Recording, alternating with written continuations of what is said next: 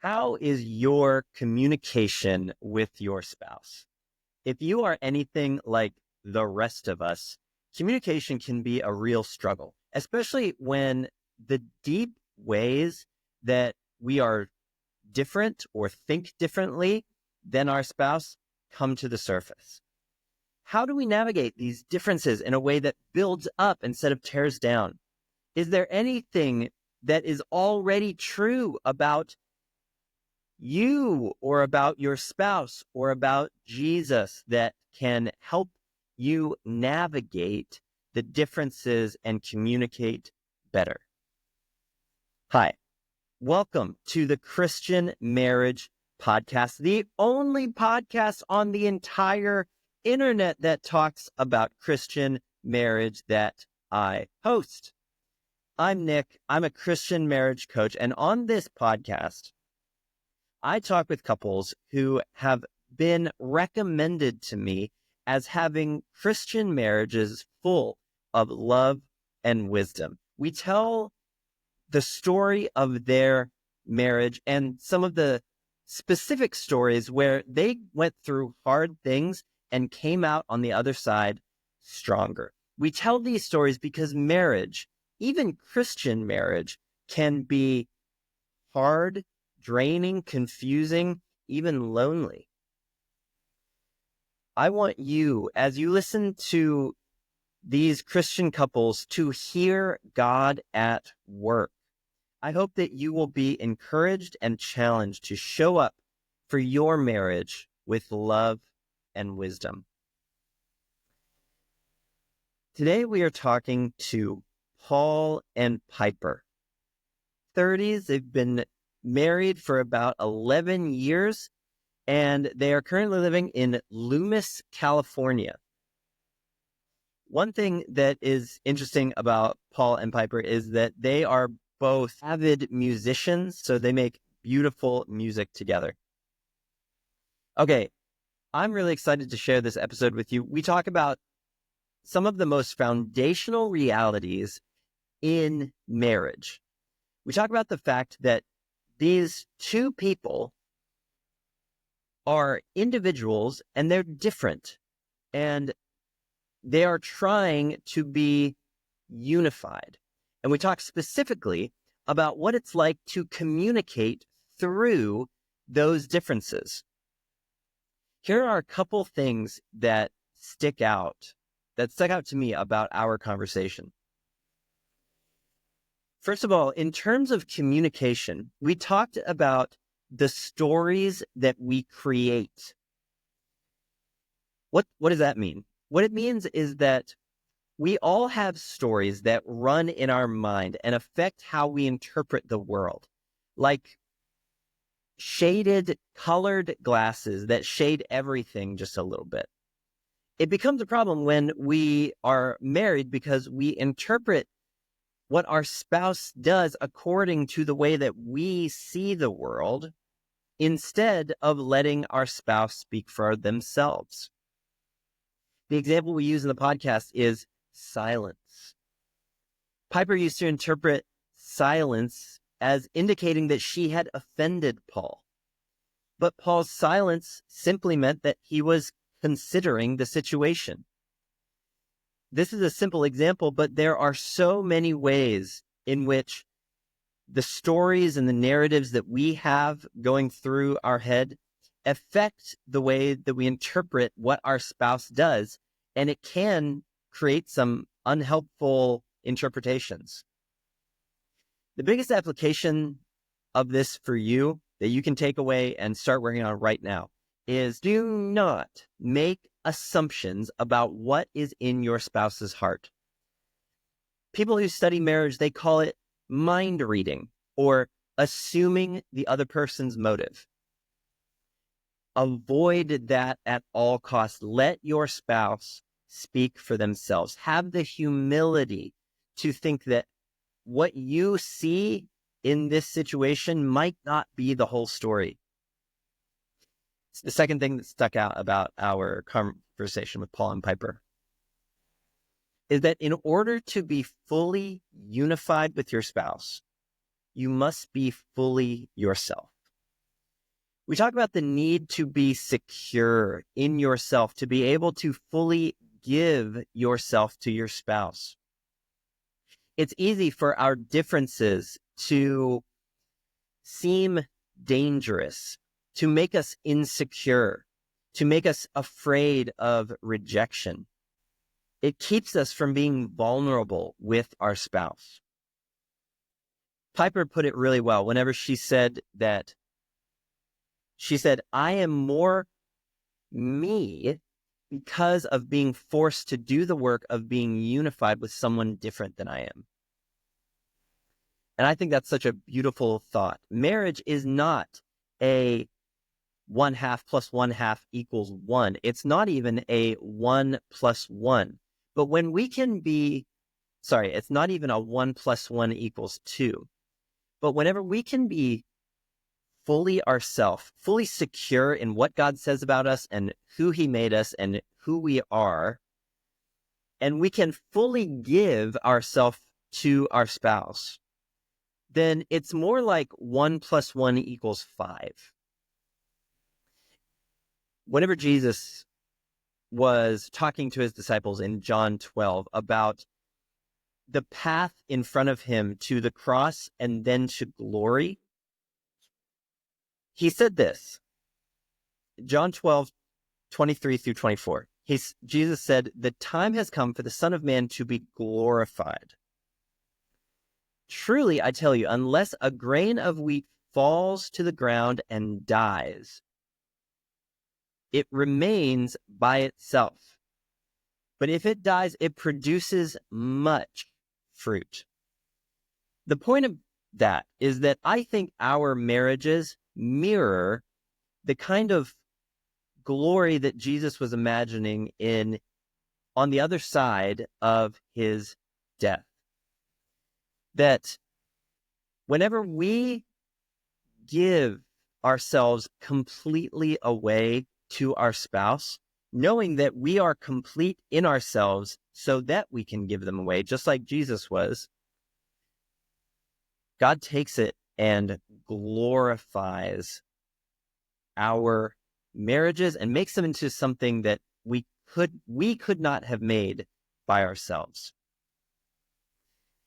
I bring that up because sometimes, and we talk about this in the podcast, communication and our differences can be so painful. It might feel like they might even kill us, but the pattern of the gospel and the pattern of our marriages is that glory is on the other side of what might feel like death. So I'm excited to dive into this episode with Paul and Piper. Last thing before we do, I have a question for you. Rate the communication you have with your spouse 1 to 10. 10 being great. 1 being when we try and communicate, we end up wands out and we are wizard dueling. Do not tell me if forbidden curses get used. I don't want to know. Okay. But let me know in the comments, 1 to 10, how do you feel like you would rate your communication and why?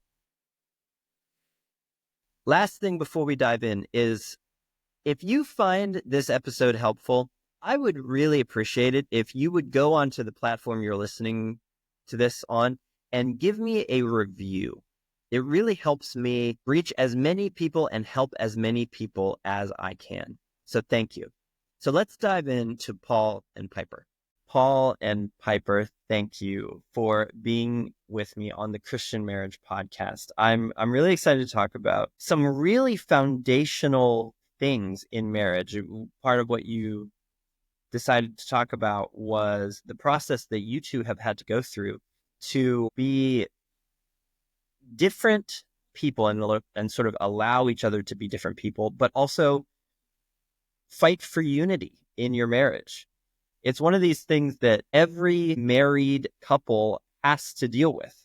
It is a foundational reality of trying to be unified with a person who's different from you. So I'm really excited to hear your story about what's that been like for you, what's been helpful, and how God has been helping you along the way. So all that to say, thank you so much for being here, and I'm really excited. Yeah, we're excited too. Thanks for having us. Absolutely. Thanks for having us. All right, so let's dive in. So set the stage for me. Like I said, you want to talk about sort of pushing toward unity when, man, we're different. So set the stage a little bit in some of the ways that you are just different from each other. Yes. Well, I would say we're very different. Very different. We come together in a lot of things, but we're very different. The most obvious, probably. The most obvious to us and definitely our friends is she is an extreme extrovert and I'm very much an introvert. Mm-hmm. We go to a party and he finds two people. Yeah. And he learns everything about them. I walk away, He sits on a couch and he stays there and he just, tell me about your life. We got life story happening. And I'm like, where's the dance floor? Yeah. And then we connect at the end of the night and talk about, hey, who'd you meet? And then, like, what was your favorite song to do? Yeah, then after the party, it's like, man, it's such a great time talking to Kevin. Piper's like, who's Kevin again? It's like, he was the one dancing and yeah. Yeah, that can. Yeah, but yeah, that creatively, we're very different. We're musicians and I like to improv a lot and I like to jam a lot and create songs kind of just in the moment. Piper very much likes to know, like, what key are we going to be in? What's like the plan? Okay, yeah. So kind of laissez-faire, kind of exactly ordered. Yes, very much ordered. And ordered is a good word for it because when we have days off, I very much like a day where I just wake up and I have nothing on the schedule. And to me, that's freedom to do anything you want that day. Yeah.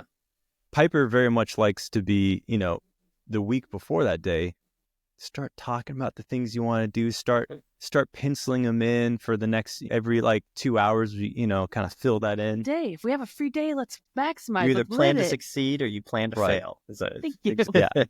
And both of those are great in their own ways. They can be. They can also be problematic. I think another one that comes up a lot is I am an external processor and Paul is an internal processor. I'll enter the room and I will just start going. And Paul will look at me and he'll say, do you need me to answer any of those questions? I was like, at first it used to offend me. And now I kind of assess and I go, nope, I actually don't think I do. Thank you.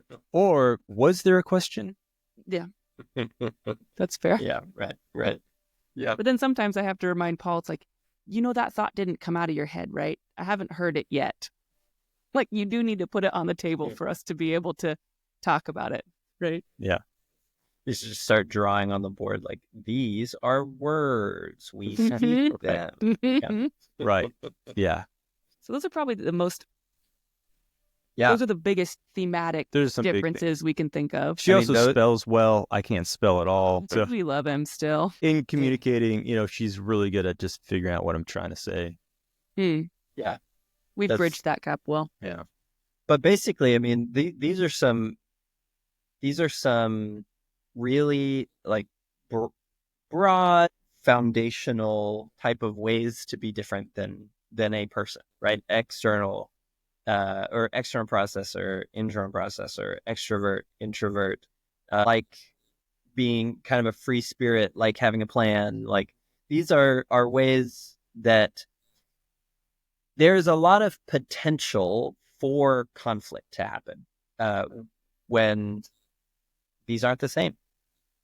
Was there ever, do you have any story that just highlights some of these things playing out or anything?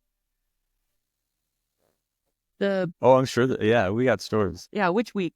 I think what you said was spot on. Is when left unattended, these things become very tense very fast. And almost every tension in our lives, when we really do the work, we get to the root of we're just different. Turns out it's the same thing we're working on all the time, and it's worth it. But I think for me, the immediate ones that come to mind, we started dating long distance, and two things that we talked on the phone all the time. And so I would talk, and then I'd go, well, what do you think? Yeah, I think that too. Yeah. And now I know Yeah. Paul, and I know, if he's saying that, he means it, right? And he thought about what he was going to say. And if he says, I think that too, he really means that. At the time, I was like, oh no, I probably said something wrong. Oh no, what is he, right? So the stories that my brain creates, right? I work at a high speed, which is helpful and unhelpful, but the stories that my brain created in the silence, right, is something I have to watch out for. And that, I think, is shown in that example. And then another example that showed up for me as well when we were long distance is I was at school in San Diego, and he would come visit, and I wanted to introduce him to all my people because I was so excited he was there, and I was so proud of him. And I filled up the weekend, and it had all these people, and I wanted to just like show him off because it was like, Paul's here. And he would just shut down because he was like, this is our time to be together. It's like, we didn't really get to see each other. Right? She was like, we did all the things. And I was like, well, we did things, but I feel like we did things. Yeah. And I'm like, well, do you not like my friends? He's like, well, it's not about that. Oh, isn't that interesting? So just the stories, because we approach it so differently, those are my examples. You probably have some of your own. But for me, it is always a lesson in these 17 stories that you've told yourself. Throw them out the window and ask him. Boom. Yeah. And I think that's a big part is the conversations you have with each other, and then the conversations you have with yourself, and then the conversation you have together again to overcome those conversations you had by yourself. Wow. And that rhythm happening is easier and harder when you don't recognize, when you don't really bring up to the forefront that we're different people and that we communicate differently. For sure. Let me go back though, because that was good. I just want to say that again. There's the conversations that you say what you said again. There's the conversations and communication you have with each other, and there's communication after that you have with yourself. And then there's the communication you have together, again, trying to overcome that conversation that you had with yourself. Yeah, that's a really good, There's an instigator, story in my head, reassurance of what's really happening. Yeah. Right? Right. The relationship that you have, like sometimes I will just call it sort of fact and interpretation to try and help people like, okay, there is sort of what happened or what your spouse said, but then you have to be intentional about how am I interpreting that? And I think what you guys are hitting on is there's all of these interpretations or narratives or, meanings that I give to just my spouse's silence on the phone, or I guess at the time boyfriend, but to this silence on the other side of the phone, there's all these meanings that I can just throw in there that if I'm not careful, I'm going to interpret it according to my uniqueness without letting my spouse interpret it from their uniqueness. Is that kind of what you're saying? Yeah, and I think silence is sometimes the loudest conversations you have in a relationship. And you can't overcome that without doing it together, right? Definitely. You just start to sink deeper and deeper into that. And that was a COVID thing.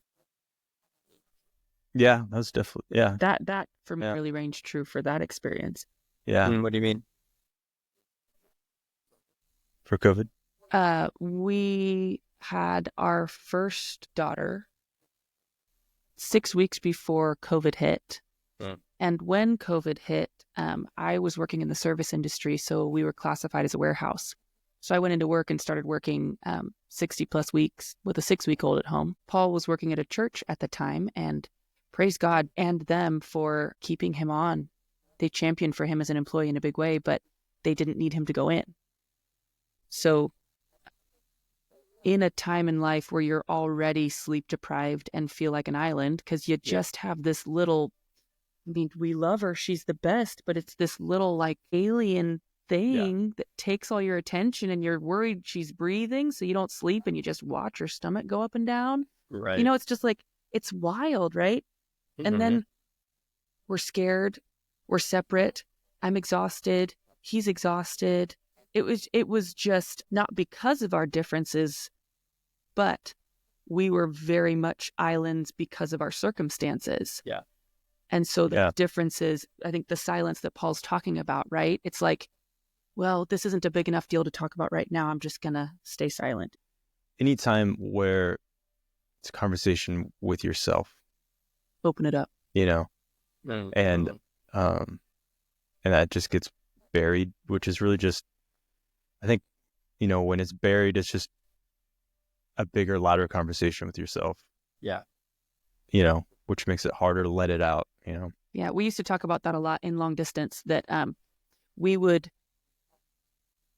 like, our relationship would get little cuts. You'd say something that would kind of hurt a little bit, and you'd get a little cut. Or you'd do something, you'd forget to text or whatever, you'd get a little cut, right? Some friend says something, puts a little doubt, you get a little cut, right? Yeah.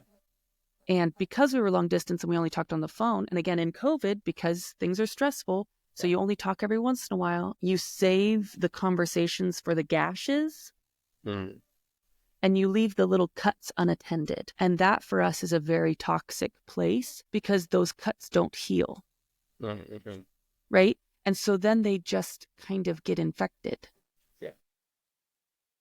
And I think that is those moments where we kind of, usually we're pretty good about staying on top of our differences and honoring them.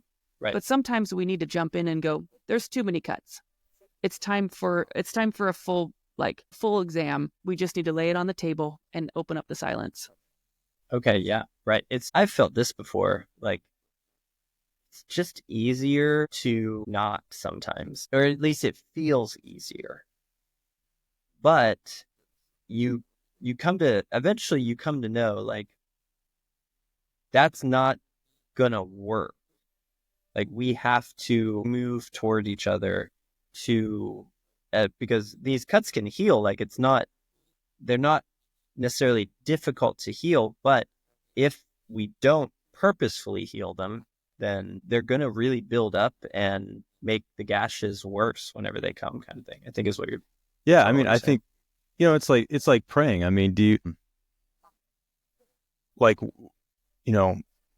experiencing life and putting off praying, communicating with God just until it's like this is too small, or, well, that's frustrating, but I don't need to deal with that because, I don't know, God probably doesn't care, or I don't care enough. And, you end up then you just save your prayers for, So-and-so sick, or a car accident, or a house burning down, or whatever the terrible thing is.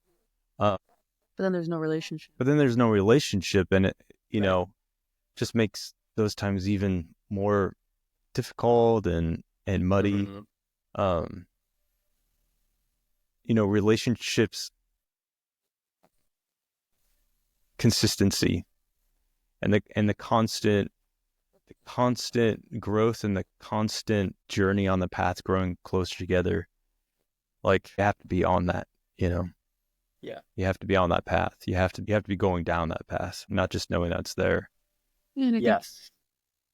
Nick, you had asked us, to be thinking about ways that our faith in God kind of has championed for our marriage. And I think that's absolutely one, is God is in the business of healing, and God is in the business of redemption, right? So it doesn't matter how small the cut is. God doesn't want that pain. Yeah. Like, God's a God of relation and connection and purpose, and you showing up as your full self. And so if we can, I think us choosing to address the cuts is also choosing to believe in that truth. Yeah, for sure. That God, that truth that God wants us to be. Sometimes I think about it like this, like, God wants us to be as unified as He is with, Father and Son and Holy Spirit. So we need to have a certain kind of, like, I don't know, holy ambition for kind of unity that comes when we're just not going to tolerate anything that would divide us, including these like little offenses or little cuts. Like there's more intimacy to be had on the other side of dealing with that. Absolutely. And we kind of want to have like an ambition for it. Yeah. And I think that I think that's such a beautiful analogy too, because it's not a Trinity because it's God, God, and God, right? Mm-hmm. There are 3 different parts to that Trinity. Mm-hmm. And I think there's a piece of that for us as well, is like, how do we heal those wounds at the line where we meet, right? We're not going to heal them and I say, because we've tried this, is I say, okay, well, I'm not going to dance on the dance floor at parties because I want to be there for Paul and I want to sit on the couch, and it doesn't work. Yeah. Right. Right. And Paul, I mean, bless his sweet heart, he shows up on the dance floor with me, and he does. There's like a few songs and I'm like, is this the one? He's like, yeah, this is the dance one. Like, I'm here. Soldier He's boy. a good dancer. Yeah. Yeah, that was it. Yeah, Exactly. that's for sure. But like, how do you have that unity? Because it don't like have that unity as yourself, because you also need unity of self. If I'm not unified in who I am, I cannot show up to this marriage. And also, he's going to see things about me to help me be unified that I might not see for myself. Like, I'm relying on him. Yeah, I think, love your neighbor as yourself. Like, you have to love yourself. You have to know yourself to even, you have to know anyone just to be able to love them. And it's all that work all the time. You're doing your self work, and you're doing like the work together. And then, I think because we are so different, it also has been so valuable. We can call each other out really fast because we don't drift with each other. Yeah. Right. I drift over here and he's like, what are you doing? That's a good way. Yeah, I like that. Right. So, but it also means we have to trust that the other person really intends well for us, because we can say things that might hurt if we hear it with ears of competition. Yeah. I like how you put that. That we don't drift. Maybe another way of saying it is like, we're not going to just drift together. Like we are going to drift apart. If we're going to drift, we're going to drift apart. Yeah. I have thought about that. For some reason, the image that I use to capture that is like, I think of this, of like life chaos as like a whirlpool kind of thing. So it's kind of small at the bottom, but it's most fierce at the bottom. Like it's spinning really fast. It's a little bit more like calmer out here, but it's way far apart. So if we're not like fighting the chaos and the energy to get together, then we're just gonna the chaos of life is going to pull us apart. And it's a great analogy. It's a fight against everything to get towards each other. I do have a thought about that, because I think one of the truths that has shaped my life is easy things never make me more me. And I think that's true of marriage as well. And I think that's true of the gospel. Like, I think when I feel comfortable, the gospel, like, in my heart dies. Yeah. Right? Because I feel like I've got it. Right? And I think just talking about that analogy of that is as hard as it has been to be such different people, I am grateful because it has forces us to do the hard work. And in doing so, I could speak for myself that I am so much more of me than I would have been without Paul. And I mean without Paul as in, like, he is my person. Sure. Like, I am more me because of him. Yeah. But I'm also more me because of who we are, right? And it's like, it forces us to do the hard work, and it sucks sometimes. You're like, couldn't you just hear the things I say to him all the time? It makes him so mad, which is fair. It's a stupid thing to say, but I say, couldn't you just hear what I mean and not what I say? Yeah, right. And he says, that's not how words work, babe. Yeah. So I literally can't. I can't. But I think it forces us to say, what did you mean by that? It forces us to say, where have you been? It seems like you're really quiet. It forces us to say, like, he'll say to me, like, I have no space to jump in. Can I please be a part of this? like you took over the whole space, right? Like it forces us, because then it also forces us to feel that in ourselves, right? Like I feel boxed out. What's going on here? Okay, it's forcing me to share it. It's right. I'm so grateful for where that chaos speeds up. One of the things, what you guys are saying is just so good and so like in line with how I think about the necessity of communicating. So I think this would be helpful for people. So we've been talking about actually the necessity of communication to overcome the natural drifting that would easily happen, that just will happen if we don't correct. What has been, in your experience, kind of the hardest part of learning the kind of communication that can overcome the natural drifting? What's been the hardest part of learning how to communicate like that together? Painful. It sounds dramatic, doesn't it? It sounds like, what are you talking about? Communicating being painful. You're saying words, but oh my gosh, it is painful. Why is it painful? For me, one of the more painful things about it is because you're living life through your lens. So when someone communicates a different way, you're assuming it's a choice. You're assuming that, either they said this or they didn't say this because they don't care, or because they want to hurt you. It's not being on the other side of it. There's an assumption that they're making that choice to do that to you, or to say that to you, or to mean that in that way to you. Yeah. Right. I can think of an example.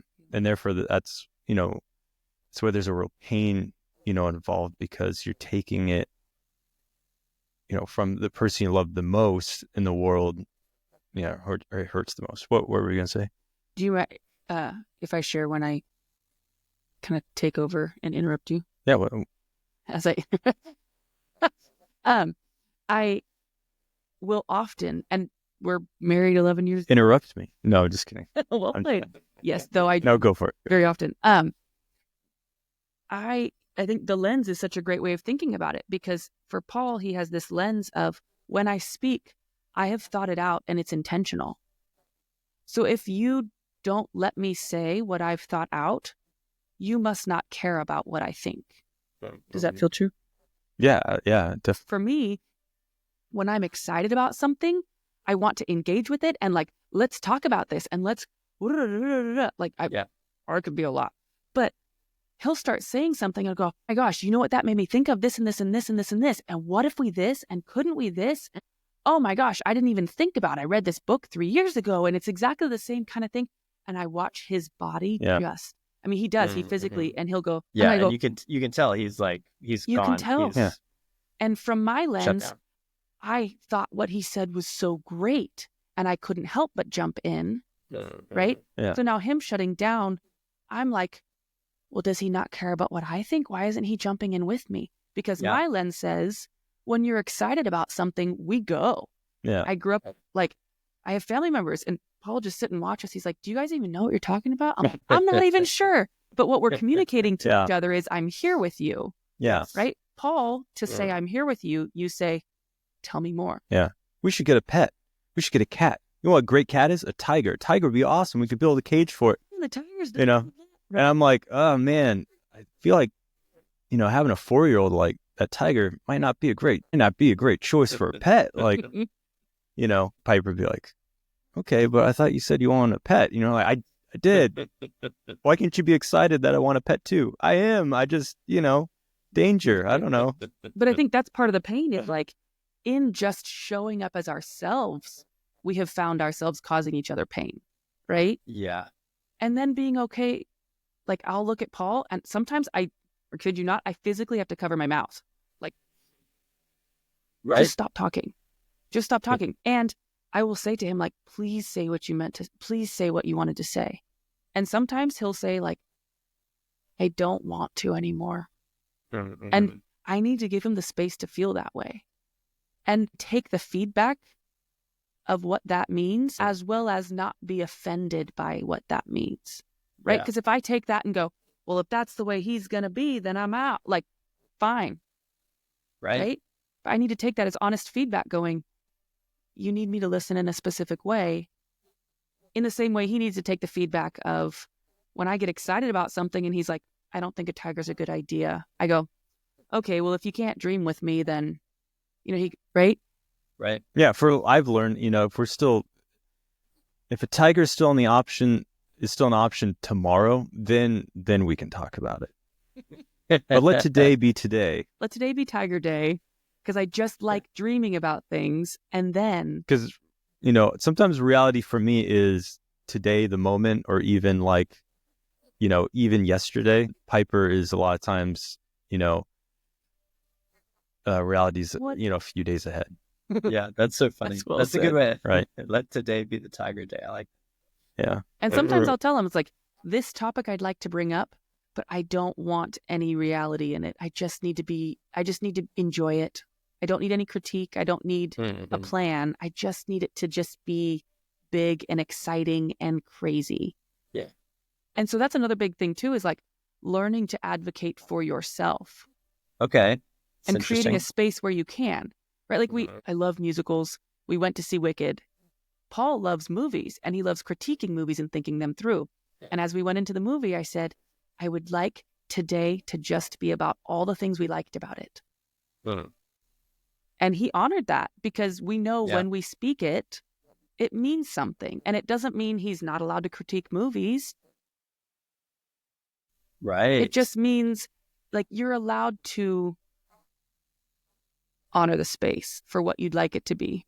I think importantly there, you guys have been able to come to the point where you can trust each other's words enough to allow them to be about a specific situation and not about and not rely on your own interpretation of what they could possibly mean. Is that kind of what you're saying? Very well said. Yeah.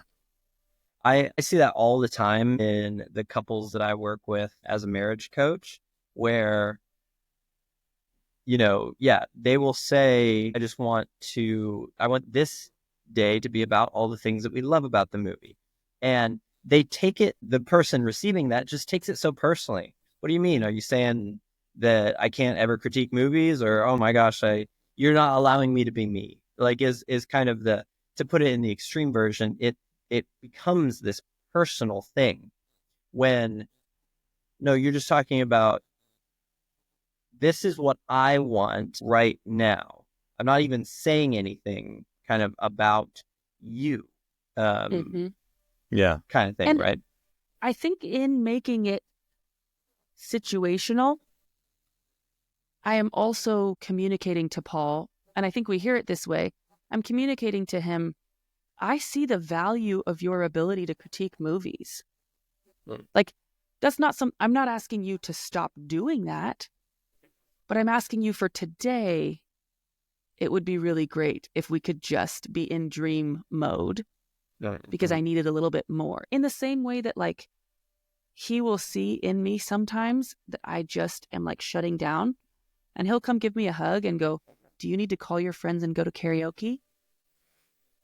And I'm like, I think I do, right? But he's not offering to go with me. Sure. Right? And I don't need him to go with me because he sees me in that. And then there's also times where he says, hey, we're going into this situation. It's, your friend's wedding. I don't know anybody here. Please don't. Like, can this be a day where you don't just dance party the whole time? Right. I'd really appreciate you by my side. Yeah. And when you can communicate in those instances, I think there is an element of it that is honoring each other, right? Because he's like, I know you want to be on the dance floor, and I want you to be on the dance floor.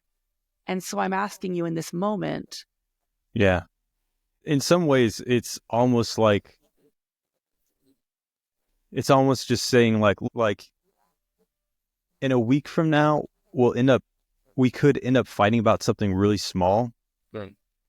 Unless we change the situation today, right now. And we both know we don't want to fight next Friday about whatever little thing, you know? You just want to go to sushi. So let's just be really honest right now. I just want you to just enjoy this thing with me.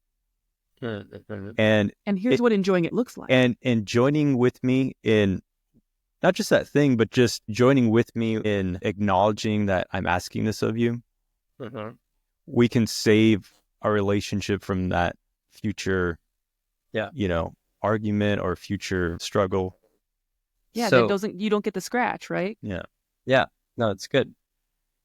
So there is a lot that goes into the kinds of decisions that you guys have been able to make. You have to be kind of secure enough in yourself to be able to ask for something for yourself. You have to be, you have to trust each other enough to say, okay, you're telling me that this is about you and it's not about me, and I believe you. Yeah. Talk to me about the security piece. Like you two have mentioned sort of you need to be unified with yourself, I think is how you put it, Piper. What has been helpful as you two have been on this journey of trying to be unified when you're different? What has been helpful to you personally / individually that helps you sort of, stand on your own 2 feet and not feel bad about being yourself, even asking for something because it's for you from each other? Like, what's been helpful there? It's a great question. A lot of things that come to mind. Surprise. You want to take it? Just in a small way, I think it's just when there's been times of acknowledgement that your spouse acknowledges that that's something that they like about you. Okay, yeah, wow. And that goes a really long ways and deep down, right? I love Piper at a party and Piper having a good time and smiling and laughing, dancing, that makes me really happy, Yeah, just because he doesn't want to be out there with me doesn't mean he doesn't love that about me. Right. When like you were mentioning, like, maybe you should call your friends, go to karaoke. Like, I don't need to go, but maybe you should go to karaoke, but in that, she just knows that, okay, because I like doing this, it's not an adversary thing. Let me ask you this. Why would you not be offended at the fact that Piper wouldn't just want to be with you at the party, or that she was there? Like, why? Some people that I think part of what people deal with is, why would Piper's over there dancing? I'm here. Why isn't she here with me? Like, how do you deal with that story? Right. Yeah, with that narrative. And that comes down to, in that situation, like sitting at the table, seeing her, dancing at the party or whatever. Why isn't she over here hanging out with me? It's because she's the person that I fell in love with. Because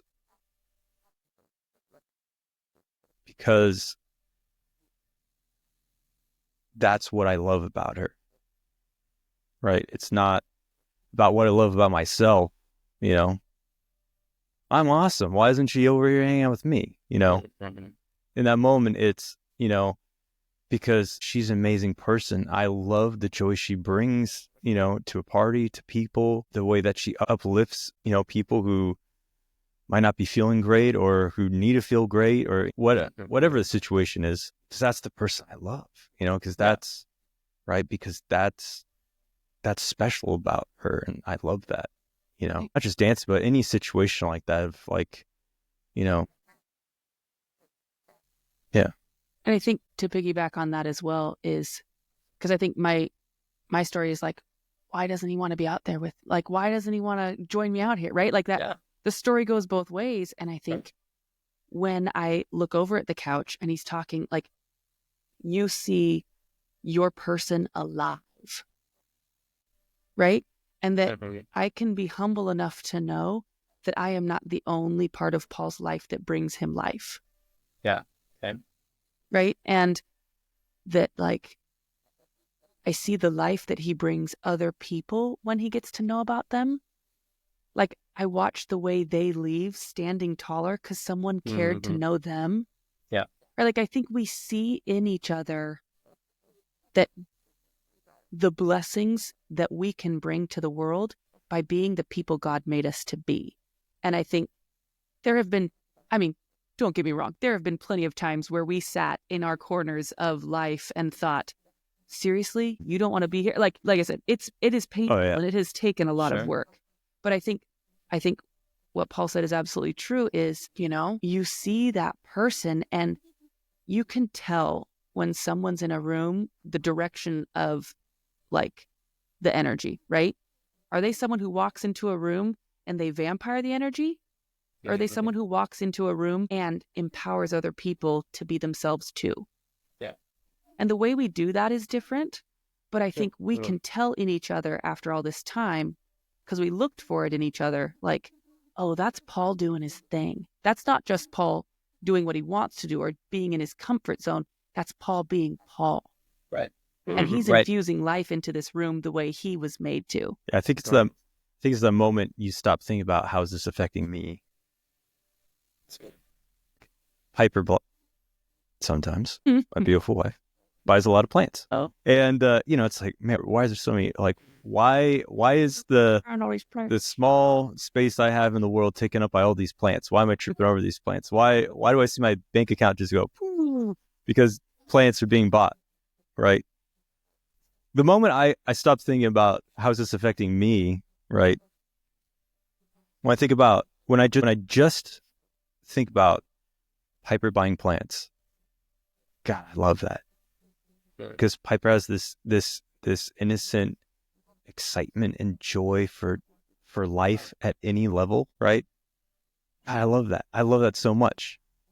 Now, I still trip over the plants, and that's not always that's not always my favorite thing. But to answer your question, is just remembering who that person is, regardless of thinking about how that's affecting you. Because you didn't marry that person because, like, oh, this person's going to give me all these things, right? You marry that person because you love that person so much. There's night, like, that's the person you love. You have to be with them, right? And I think a gift in our differences is that we make no assumptions about the other one, because we've had to just ask, like, I don't get this. What even is happening? Because I see the world so differently. So we can't skate by. Yeah. Yeah. I think that's really important. That's a really good practical rule. Just don't make assumptions about your spouse. Yeah. And instead ask. Like, let them inform what you're thinking about them. Right. And what was the other? Oh, the other thing that sticks out to me is, okay, you guys are talking about this as, it just like, this is what I do. I rejoice in the way that my spouse is unique and that they are using the gifts that God has given them. But the feeling I get kind of under this is these are decisions that we've gone through a process of, like, this is how we can make it work. I'm assuming it took some work and some purposefulness to make that choice. What's one thing about who God is, or something true that helped you go, like, make those choices that helped you say, you know what, it's more important for me to rejoice in their uniqueness than it is for me to be sad about the way that things aren't exactly the way that I want them to be? What was helpful? What truths were helpful in helping you make that decision? It's a great question. I think the choice to love came from Jesus Christ. I mean, that's what we've seen, right? Is that God doesn't need us. He doesn't need us. And but making that choice to love us is what's changed our lives. And seeing him love us and how he loves us and continues to love us, I think, is the basis just of what our assumption of what love and relationship is. I say assumption just because that's always growing and bigger than, really we could imagine. Yeah. So Christ's love for us, when he wasn't trying to like get something from us. He was complete in himself. Yeah. And he at the same time like rejoices in our uniqueness, but also calls us to rejoice in someone other than ourselves, I think is kind of what you're saying. Yeah. Yeah, absolutely. I mean, could you imagine if, God was like, why is Paul buying so many guitars? How is this affecting me? Instead of getting so angry that Paul's buying so many albums, to the point, why is he forgetting about me? Why is he forgetting about me? He actually chose to, you know what? Like, I'll die for him that I can forgive him of that, and that we can be in a loving relationship. Right. Like that God is a God of redemption, and God is a God that made your loves and your passions to steep that love into the world. Kind of like what Paul's saying is like, this has been very much a truth in our lives that we don't generate the love, right? We get to be a part of a love that started long before us and will exist no matter what happens to us. And so keeping that in mind, it's like, again, with the plants, with the guitars, it's like, there's such a bigger conversation than what number guitar is this? The conversation is, we get to be a part of this love. How is this guitar showing up in that love? How is this actually a representation of your creativity and your passion and your drive? And you use those guitars to spend time with other people and teach them music. And it's like, can you reframe the way you look at it to remember that this love that we get to, like, it's almost like we got a ticket and we get to like join on this train through our marriage. Yeah. But staying humble enough to recognize that like we didn't do anything to make the love that we get to be a part of and we get to experience. Right. Yeah, I think you're saying God made us unique, and we get to see the ways that God uses our spouse to bless the world, and yes, bless us, but also bless the world. And it's actually, I think you're saying it's actually a much bigger privilege when you can say that we're on this journey together for a purpose that's actually bigger than us. Yeah, that's fantastic. If anybody can spend time with us and go, wow, you guys communicate well, we go, here's why it matters. Like, if people can feel that, like, that's a big thing for me, is like, people feel something different in the way we treat each other, then they know there's a different way to treat each other. Yeah. Right? It just, right. It's a bigger story than Paul and Piper. Yeah, I think, we feel lucky that we get to experience love. We feel lucky that we get to be a part of love. Like you said, like, we didn't create that love, Right. Yeah. Yeah. So even having, I think it's beautiful, also instructional. Is that a word? It is now. Yeah. We accept it. That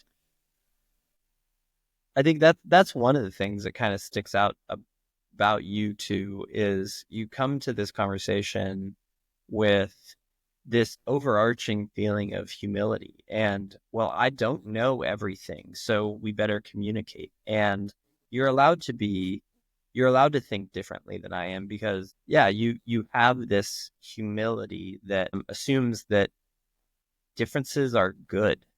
And sometimes we need to fight for that idea, that and fight for the feeling that differences are good, because sometimes they don't always feel good. But behind you, you have this idea like differences are good. So if I'm feeling rough about our differences, I can be humble enough to say, that's my problem.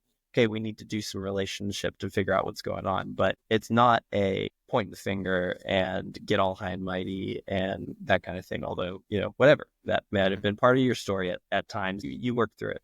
And it might be again, right? But then you humble yourself and you figure it out. Sure. It's not, I don't think we've felt like we've arrived anywhere in particular. I think we're just, again, like we got that ticket and we're like, okay, we're going to honor it as best we can. Yeah. That's great. Paul and Piper, this has been a lot of fun. Unfortunately, I'm going to have to wrap it up there, but thank you so much for sharing this journey that you guys have been on. I think the thing that really sticks out to me, like I said, is that I love that idea of the difference between how you interpret what's going on and what your spouse is doing, and what might sort of, I don't know, actually be happening from their perspective. And the necessity of like, we have to communicate about that. I have to go to that person and let them speak for themselves. Otherwise, I am going to interpret their differences as, wrong or unhelpful or, something bad. I mean, the list, it goes on. Yeah. Right. So I think that's so huge. So I really appreciate you guys sharing just a part of your story, and thank you so much for being here.